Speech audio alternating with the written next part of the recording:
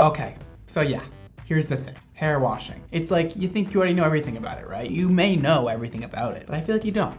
I just feel like there's a lot more you could know about it. I know what you're thinking. Since when is hair washing interesting? I mean, it's the last thing I really think about. It's like I do it and I get out of the shower and I think like, oh my God, that's it. That was so easy. I washed my hair and I'm never gonna think about it again. But no, I'm here to tell you, you should think about it more.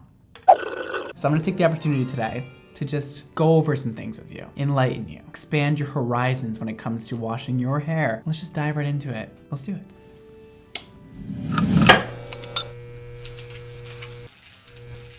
Welcome to class, boys and girls. This is Hair Washing 101 on the whiteboard. Can we get that written out?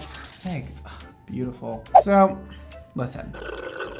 This video concept came up to me when I was telling people how to use my shampoo and conditioner, Project X. I used it on my Instagram story. I showed you guys what you should be doing, how you should be washing your hair, and a lot of people had a lot of questions about this. Listen, I've had all the questions ever when doing clients' hair. That's the one thing you don't really talk about because you think everybody already knows about it, but it's actually not true. So let's get into it. Water temperature. What do you think is the best option to wash your hair with? Cold, hot, extremely hot, lukewarm? Take your pick. What do you think is the best? I'm gonna give you the answer right now, okay? Warm is the correct answer. Congratulations if you got that right. Warm, you should be washing your hair with warm water, okay? A lot of people wanna know, hey, should I be washing my hair with cold water? I heard it makes your hair shinier. I heard it makes your hair healthier. I'm gonna come out and say it. I think washing your hair with cold water is such bull. I wouldn't do it unless you want to just make yourself miserable in the morning or at night or whenever you end up washing your hair. Stop washing your hair with cold water. You need the warm water in order to open up your hair cuticle, okay? Warm water will end up opening your cuticle a bit wider than cold water will, and it'll release the dirt easier. You can honestly put your hair under the warm water and it will cleanse your hair. Next, let's talk about how harsh or how gentle you should be washing your hair. You can take your guess. You should be washing your hair gently, not gently, gently, gentlest. Take your pick. What do you think the answer is? If you chose gently, you'd be correct. A lot of people tangle up their hair when washing their hair. A lot of people like to go really in scrub. I know it feels good, but what you're doing is tangling and matting your hair more than it needs to be tangled and matted. You don't need to do that because what you're gonna do is end up roughing up the cuticle way too much. When you rough up the cuticle, you could be losing hair that you don't need to be losing at that time. Listen, just go in, side to side motions, not round motions, because this will tangle your hair. Side to side is best and a little bit gentler than maybe you're wanting to go, okay? You don't need to go like extremely gentle. You don't need to be like touching a baby's head. You can go in there, just don't be like, I see a lot of girls, okay, going in with their fingernails. Listen, again, I know it feels great, but you're gonna ruin your hair. Just chill, okay? Gently rub your head side to side with the shampoo. Now, let's get into suds, okay? Do you need them? Are they necessary? What do suds do? They're the thing that washes your hair. They don't do anything. They wash your hair better than when you don't have suds.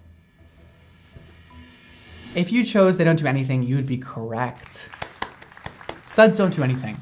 They're just a visual cue that you're washing your hair. You don't need suds for any reason. Now, what suds pretty much do is just make you think you're washing your hair better than you're actually washing it. Kinda cool, kinda not cool. But I know a lot of people out there are convinced that if your shampoo does not suds extremely crazy amounts of foam, your hair is not being shampooed properly.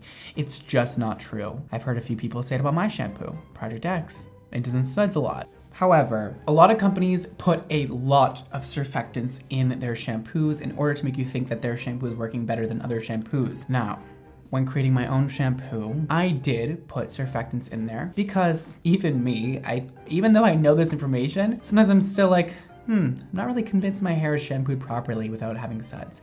So we did put a surfactant in my shampoo. However, we did not put a overbearing amount because I don't think it's necessary. And to be honest, it's doing nothing for your hair. It's just a visual cue that you are shampooing your hair and you are cleaning it. However, even if there wasn't any surfactants in there, no suds, it would still be doing the same thing. So you actually can use shampoos that have absolutely no surfactants in them and they are still doing the job of cleaning your hair. Interesting, right? Suds are not going to harm your hair, except they may harm your thoughts about a certain shampoo conditioner. They may make you think one is working better than the other, when in actuality, the thing that's not sudsing is probably doing more good to your hair than the one that is sudsing incredible amounts of suds. So yeah, now, Let's go over one more thing about the scalp. When you wash your hair, which parts of your hair should you be washing? The scalp only, the scalp and ends, the ends only. Choose one. If you chose scalp only, you'd be correct.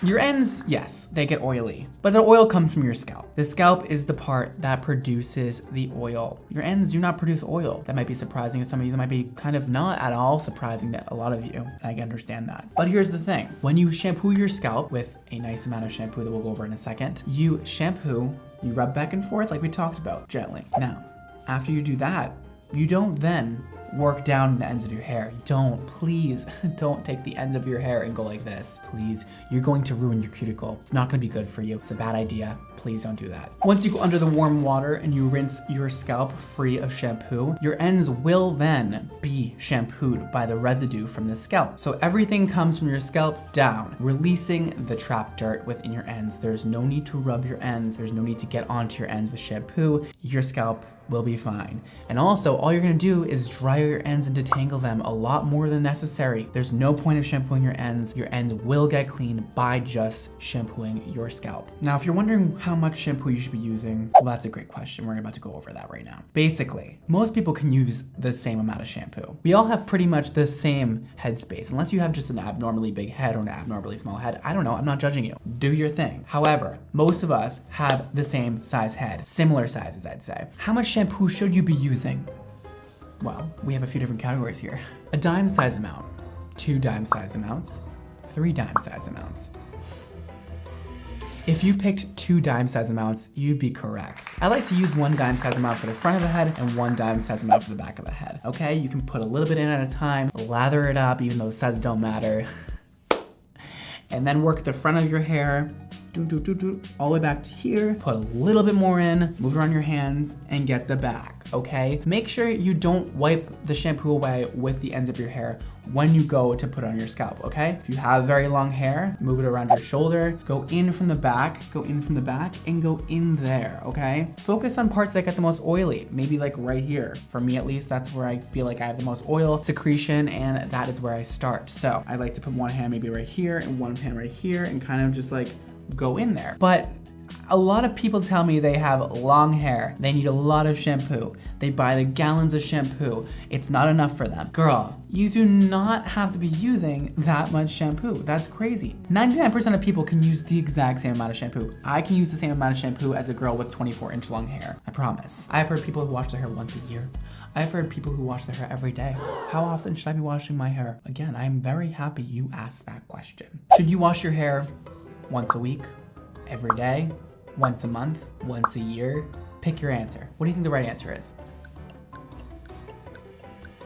If you chose any of these answers, you'd be correct. You know why? Because everybody is different. This is a wonderful, diverse world we live in, and so is your shampooing routines. Now, I'm not exactly gonna say washing your hair every day is the greatest thing. However, I know that there are people out there who have extremely oily hair. And that is usually because they have a dependency on shampoo, okay? You've grown up washing your hair every single day. Your parents told you that's what you're supposed to do. You've been using very harsh chemicals, possibly some not so good drugstore shampoos, and your hair's gotten very dried out. Therefore, it's overproducing oils to your scalp.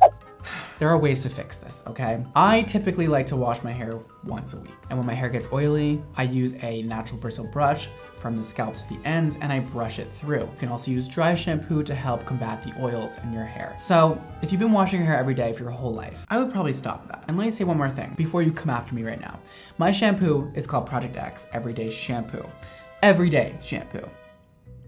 Let's get one thing straight, okay? Everyday shampoo does not mean every day. And I know that's a little misleading. However, when somebody refers to an everyday shampoo, it's typically a word used for a shampoo that is gentle enough for everyday use for those of you who are committed to washing your hair every day. You can definitely use my shampoo every single day. However, it really refers to a shampoo and conditioner that is gentle, that is not gonna be extremely heavy. It's a shampoo that is formulated for all hair types and textures. It's gonna be good for everyday use if you are committed to that, and good for people who wash their hair not so often. So let's go over that though. I would discontinue washing your hair every day if possible. There are a lot of YouTube videos about how to train your hair, how to stop washing it so much, how to make your hair stop producing so many oils. So I definitely recommend going to YouTube and searching that if you're interested to learn more about that. However, today we're not going over that. So go watch somebody else's video. But for me, somebody who has processed, lightened hair, I like to wash once a week. It gives me the perfect amount of time to have a little bit of oil secretion from my scalp to hydrate my ends and not dry out my hair too much. So once a week seems to be pretty good for most people, or twice a week seems to be pretty good for most people also. Let's talk about how long you should be leaving your conditioner on for. 30 seconds, 3 minutes, 10 minutes, 15 minutes plus. This will vary per person. Now, listen, if you want extra hydration, I would definitely leave it on as long as you possibly can in the shower. I don't think you need to exceed 15 minutes. I think yes for a hair mask, but for just plain old conditioner, I would probably go personally with about 3 minutes. I like to get in the shower, right away shampoo my hair, right away after that put conditioner on and just leave it on until I'm done with the shower. That may be whatever, 3, 10 minutes, whatever I end up doing that day, but I'd say just leave it on. But you don't need to exceed 15 minutes if you don't feel like it. I really just don't believe it's gonna do anything else for your hair unless you're using a hair mask that is made to be left on for that long of time. I like to always follow up my personal conditioning routine with a hair mask because I know that I need more love than just a regular conditioner. Now the conditioner is gonna do the job of detangling, getting it kind of prepared for the hair mask, but I like to really double up on conditioner, and I know the hair mask will give me that much needed lift of all the essentials I need in order to really, really hydrate my hair and bring it back to life. And also, I have a couple things to go over after the shampoo and conditioning process. Here's a big one for me. Here's a pet peeve of mine. When you get out of the shower, do not take that towel and scrub your head with it. Don't you dare do that to me. Don't go like this. Don't put your head down and go like this to your ends. Oh my God, there's nothing I want to see less than that. Calm down, Brittany. I would recommend is scrunch the hair in the towel. You kind of lay the towel over your hands and scrunch the bottom, scrunch the top, whatever. I also wouldn't put your hair in a turban. I know it's tempting, but you're gonna end up getting some tension alopecia if you're putting your hair up in a turban all the time after washing it, because it's gonna really pull on those very fragile front pieces of your hair that have just been washed, that have just been warmed up. When your hair is warmed up, it is in a much more fragile and expandable state than when it is cold. So I would not recommend putting your hair up in a turban. I know it's easy. I know it's like, I should do that, but like, no, you shouldn't, girl. You just shouldn't do it. Now that your hair has been washed perfectly and it's looking fabulous and it's been conditioned to perfection, one of the most important parts for me is after the shampooing process. Listen, following up with a great hair care routine is essential. Okay? Because what you're doing when you shampoo is getting the dirt out of your hair and detangling and adding a bit more health to your hair with whichever product you may be using. But at the end of the day, shampoo and conditioner is only touching your hair for a matter of minutes. There are definitely benefits to that, but there's not as many as there's gonna be when using aftercare products after your shampoo and conditioning process. So this is where it's gonna vary a lot per person. You have dry hair. You wanna use some leave-ins. You wanna use some oils. You have curly hair. You wanna use some curl products, obviously curl defining products. You wanna use maybe some oil also, maybe some heat protectant spray if you're gonna try and blow dry it out and straighten it. Whatever your hair type or texture is, there are definite necessary products you should be using in order to keep your hair the healthiest possible, and always follow up your shampoo and conditioning routine with the proper product, or else you're just gonna let your hair down, and you don't wanna do that. Your hair has done so much for you, so much for your confidence, and so much for your personality. Give it a little love, okay? Show it how you love it back. Let's get into the type of shampoo and conditioner you should be using. A lot of people wonder why I don't always recommend drugstore cheap shampoo. I am by no means saying that drugstore shampoo and conditioner is bad, but there are definitely bad ones out there. Listen, if the shampoo has been marked down significantly, if you are paying a very low price for your shampoo, there is a very high chance there is not high quality ingredients in that shampoo and conditioner. Guys, my father always told me, you don't get nothing for nothing. And I brought that with me through everything in my life. The more you pay, to a point, gets you more benefits. Listen, don't go out there and spend $10 on a shampoo. You're just gonna get probably a soap bar in a liquid form, which is not gonna be good for your hair. It's gonna strip you of all your natural essential oils. It's gonna leave your hair so damaged without replacing the essentials that your hair needs to grow healthy. So, spending a premium price on shampoo and conditioner is always worth it in my opinion. And I know that's like hard to take from me because like I have shampoo and conditioner. I'm not gonna be like, oh my God, go buy the $5 shampoo and conditioner. But I genuinely would say that to anybody, no matter what, because a lot of people's setbacks to buying expensive shampoo and conditioner is that they use so much of it. And before this, we went over how much to use. So you really shouldn't be using very much of it. It should last you quite a while. And if that's the only concern you have with the price, then that's your answer. You shouldn't be using as much and it will last you longer and you will not pay any more than what you're currently paying for your current shampoo and conditioner. Now, I can speak on my behalf. My shampoo and conditioner costs $25. And some of you guys were shook about that. It's a very normal price for shampoo and conditioner that is 8 ounces. That should last you a while. Now, I don't want to say how long because again, some people aren't gonna listen to my directions and use 2 dime size amounts, but it should last you quite a few months if you are not washing your hair every single day and you are using 2 dime size amounts.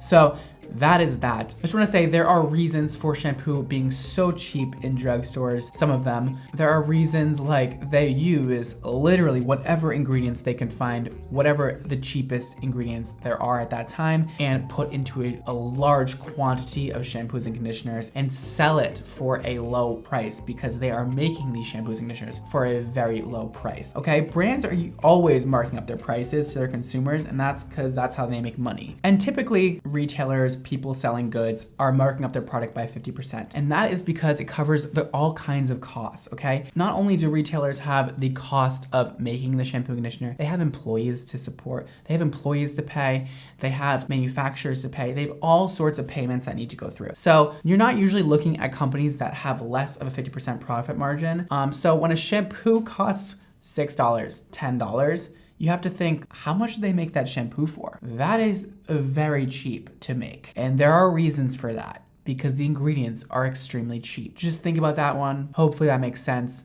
That is why I believe you should always be spending more on shampoo and conditioner. You don't need to necessarily be rich to spend $25 on shampoo and conditioner. You may just need to spend your money more wisely and think about all the things you spent a lot of money on and does not last you half that time or a quarter of that time.